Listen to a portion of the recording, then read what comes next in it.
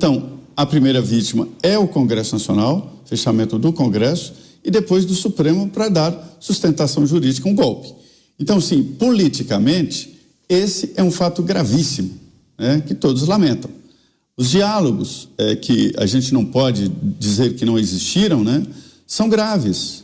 E os políticos repudiam, até aliados do ex-presidente Jair Bolsonaro.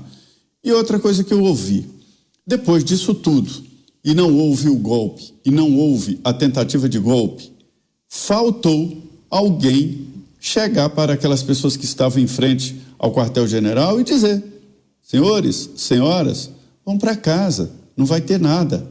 E aí não falaram nada. É essa ligação que o Alan tenta que não existiu. Quer dizer, tinha que ter alguém para ir lá avisar para aquelas pessoas que não tinha nada. Nós falamos aqui, isso não vai ter nada, não tem nada, tudo vai acontecer alguma coisa. E o senador Flávio Bolsonaro, na época, falou: se apareceu um ET, né? Porque não tinha realmente nenhum planejamento.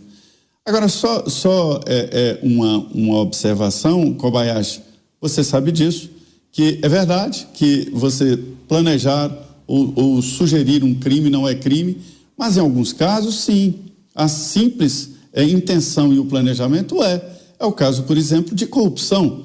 Basta propor a corrupção, basta sugerir a corrupção, já é um crime. Assim como é um caso específico desse que nós estamos falando. Mas aí, Zé, né? Desculpa. Então já é tentativa. Eu vou discordar, porque não está escrito em nenhum lugar que você propor, pelo menos pelo que eu li. Aliás, eu não sou jurista, mas a lei tá ali, aberta, e deve ser de fácil entendimento para todos, né? A função da lei não é só para especialistas, muito pelo contrário. Mas eu não vi em nenhum trecho da lei que a sugestão de um golpe é um crime.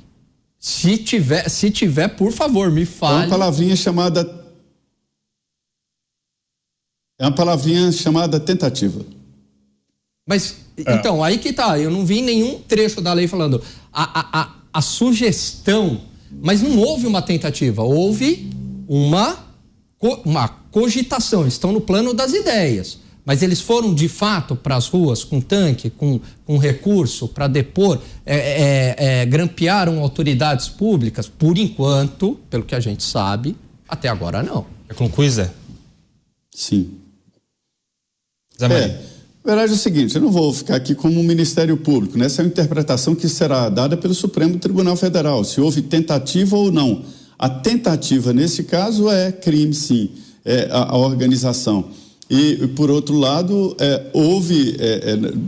são vários documentos que mostram que estavam monitorando o ministro do Supremo Tribunal Federal, os ministros do Supremo estavam monitorando, usando a ABIN para isso, né? E perguntavam onde está a professora, no caso, era o ministro Alexandre de Moraes. Então, ali está configurado que havia esse monitoramento e havia um controle da situação. O que falta, e você tem toda a razão, é essa ligação com os atos do dia 8 de janeiro. Tanto é assim que são inquéritos separados, não estão juntos. O inquérito do dia 8 já está concluído e acho que 60 já foram condenados, apenas altíssimas. Não sei por que penas tão altas assim. Mas, enfim, realmente não há uma ligação, não existe um elo disso aí com o dia 8 de janeiro. Roberto Mota, da conclusão aí falou o Gani e o Zé Maria, você acha que a linha de investigação é ligar um fato no outro mesmo? Os atos do dia 8 com essas reuniões, enfim? Eu voto com o Gani. Eu acho que é importante esclarecer aqui, eu sempre faço o meu disclaimer, eu não sou jurista, mas eu tenho muitos amigos que são. E não há nenhuma dúvida quanto a isso. Não é uma questão de interpretação, isso é direito penal básico. Tentativa não é crime, tá? O Zé disse, mas se sugerir, fizeram uma proposta de corrupção. Isso não é tentativa. Isso aí é o crime. Você propor a alguém uma propina é a execução de um crime. Agora, se eu chegar, eu e o Gani, de novo, a gente volta para aquele bar, e eu chego pro Gani, o que você acha da gente pagar uma propina, né, para aquele cara, para a gente ganhar uma licitação? Sim. Aí o Gani fala, não acho que isso seja uma boa ideia, a gente desiste. Isso não é crime. Não é cogitação, não é crime. Não há crime nisso, né? Segundo os meus amigos juristas, né, um crime teria 4 fases: a cogitação, os atos preparatórios, a execução e a consumação. Me dizem que só a partir da execução é que está caracterizado o crime. Eu acho importante só a gente esclarecer, porque esse é um assunto complicadíssimo do qual a gente está tratando e que tem impacto muito grave na vida de muitas pessoas. Então a gente tem que tomar cuidado com esse tratamento. Olha só, quem se manifestou contra a prisão de Jair Bolsonaro foi o ex-presidente Michel Temer. Segundo ele, não há motivos para a eventual detenção pela inexistência de razões jurídicas que embasariam o pedido. Para Temer, apesar dos fatos que vieram à tona até o momento, é preciso algo ainda mais concreto. O MDBista elogiou a postura de Bolsonaro em entregar o passaporte para a Polícia Federal. Michel Temer, que antes de ser conhecido como presidente da República, que foi deputado, parlamentar, ele era já um jurista, inclusive um dos mais renomados constitucionalistas. Alan Gani. Olha só, o fato disso está vindo de um excelente advogado, um excelente constitucionalista, alguém que já foi presidente da República, alguém que já foi presidente da Câmara dos Deputados, que sabe muito de direito e que sabe muito de política, tem o seu peso, tem o seu valor. É mais ou menos o que eu e o Mota falamos aqui. Ora, não há ainda elementos concretos que se configurem uma tentativa de um golpe ao Estado Democrático de Direito. Uma tentativa. Eles estavam ali no plano da cogitação, nem do planejamento. Veja que mesmo o planejamento deste golpe, por mais que do ponto de vista moral, institucional, seja ruim, seja grave, condenável, etc. e tal, ainda assim não seria um crime. Então, por enquanto, não há um crime. Há, sim, algo do ponto de vista político, tal, etc., grave. Agora, crime ainda não há. E aí, concordo com o que o ex-presidente Temer, excelente constitucionalista, disse. Zé, agora chama atenção que o ex-presidente Michel Temer foi vice em governos petistas e teve um governo tido como de direita, mas nunca foi entendido como um grande aliado do ex-presidente Bolsonaro, e ele vem a público fazer essa manifestação. É uma manifestação coerente. Aqui todos nós, pelo menos pelo que eu estou entendendo, concordamos que não há absolutamente nenhuma razão para a prisão do ex-presidente Jair Bolsonaro. E ouvi, assim mais ou menos, eu posso estar enganado, que alguns acham, um ou outro aqui pode achar, que a gente não deve confiar na lógica jurídica do Brasil a partir de um momento para cá. Então, aí já eu não acho que exista razões. Assim, eu não acho que isso vá acontecer, mas algumas pessoas acham, olha, não confio muito na lógica, não. Então, pode ser que aconteça a prisão. Aí eu trabalho no ramo da lógica, no caminho da lógica. Então, a lógica, eu concordo 100% com o ex-presidente Michel Temer, professor de Direito Constitucional, tem livros sobre isso e sabe analisar. A realidade é essa. E como eu disse, a prisão de alguém em prisão preventiva tem que obedecer critérios. Ameaçar testemunhas, não ter residência fixa, perigo iminente de fuga, interferência no processo. E o ex-presidente Jair Bolsonaro não está fazendo nada disso. E, por outro lado, o próprio Supremo decidiu lá atrás que a prisão só pode ser feita depois do transitado em julgado. Então, isso aí, o arcabouço jurídico é esse. E as desconfianças, elas existem porque há advogados que dizem que pretendem voltar para a faculdade diante de tanta contradição. Então, diante de contradição e de falta de lógica, eu não vou falar. A razão é essa. Eu acho que não será, até politicamente é complexo demais, fazer uma prisão assim. E o que eu acho importante dizer é que essa dúvida, todos os lugares que eu chego, é a pergunta que me fazem. E eu respondo sempre da mesma forma. Acho que não deve, não será, só depois do transitado em julgado. A gente vê na apresentação desta operação que há uma tentativa de estão fazendo uma base com o arcabouço de encontrar alguém líder disso tudo que está acontecendo, né? Então, há esse caminho na investigação, mas só depois de julgado.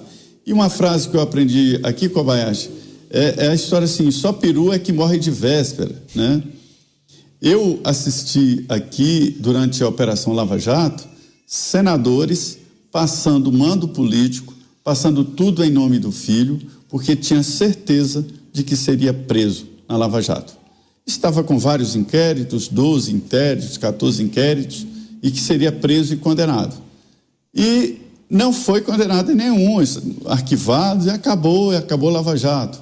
Então, assim, naquele momento, eu também acreditava que todos que estavam ali no caminho da Lava Jato seriam condenados e seriam presos, a exemplo de vários que foram presos, né? E não foram. Então, é uma frase que se fala muito em política aqui, é a história: só peru é que morre de véspera.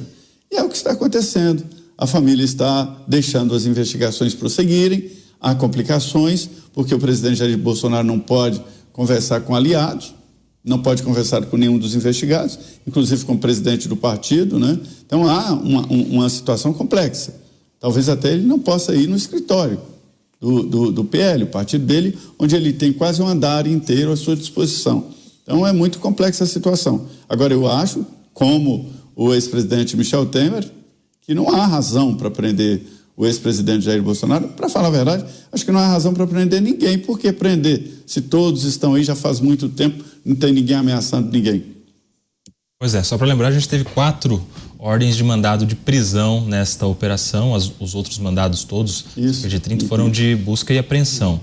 Uma prisão a mais aconteceu, aí justamente uma prisão 3 foram presos, né? E um mandado não conseguiu ser cumprido porque está fora do Brasil, não é isso, Zé? E aí a gente teve mais uma prisão, que foi a do Valdemar Costa Neto, justamente porque lá com ele foram encontrados uma arma e uma pepita de ouro. Ô, Roberto Mota, eu quero entender de você como é que a gente vê esse cenário interessante na política, né? O Michel Temer, que não era um aliado, está vindo fazendo uma manifestação, claro que só no campo jurídico, mas que atende os interesses do Bolsonaro, e de outro lado há muita gente saindo de perto. Há quem diga que isso possa mexer nas composições políticas para as eleições de 2024, a exemplo de São Paulo, ou seja, o PL, o Bolsonaro teria uma participação menor a partir desta operação. Como é que você enxerga isso? Eu vou começar por esse seu último ponto, que é muito interessante, né? O Alan Dershowitz, no livro dele sobre o Trump, sobre a perseguição que, segundo ele, da qual Trump está sendo alvo nos Estados Unidos, ele diz isso. Essas pessoas estão tentando destruir Trump e os seus apoiadores, mas o efeito é exatamente o contrário do que eles estão pretendendo, né? Que é uma coisa que a gente vê acontecer, né? Hoje, por exemplo, eu fui almoçar e veio uma pessoa falar comigo, o Lisboa. O Lisboa reflete exatamente isso, né? A indignação das pessoas diante do que eles percebem como uma tentativa de tirar do jogo político eleitoral alguém que, né, quer a gente goste ou não, tem uma representatividade gigantesca. Voltamos ao meu comentário inicial. Aqui existem 3 questões: uma questão policial, uma questão jurídica e uma questão política. A declaração do ex-presidente Michel Temer, ela aborda os 2 últimos aspectos. Ele sabe do que está falando do ponto de vista jurídico e ele sabe muito bem do que está falando do ponto de vista político. E aqui eu vou cogitar, por favor, hein? Não estou cometendo nenhum crime, eu estou apenas cogitando. Eu vou cogitar que talvez, né, o ex-presidente Michel Temer esteja preocupado porque ele está projetando para o futuro as consequências disso que nós estamos vendo hoje. Porque está sendo construído aqui, né, diante de todo o Brasil, um método, uma forma de agir. Hoje, essa forma de agir tem como alvo o presidente Bolsonaro. Amanhã pode ser qualquer político. Imagine, né? Isso é um exercício que eu fiz há muito tempo, Kobayashi. Eu vou encerrar aqui o comentário com isso. Com um colega nosso comentarista aqui, que estava justificando, no meu entender, de forma completamente leviana, uma dessas operações de busca e apreensão de celular e olhar a mensagem de WhatsApp, e eu fiz um desafio para ele: abre o seu WhatsApp para a gente. Deixa a gente ver se nós não encontramos em alguma mensagem do seu WhatsApp alguma coisa que coloque você numa situação terrível. É óbvio, né? Todos nós temos pequenas inconfidências, pequenos deslizes no dia a dia. Agora, você lançar uma rede sobre isso e usar isso como forma de buscar a exaustão, um crime para tirar alguém da vida política, é complicado.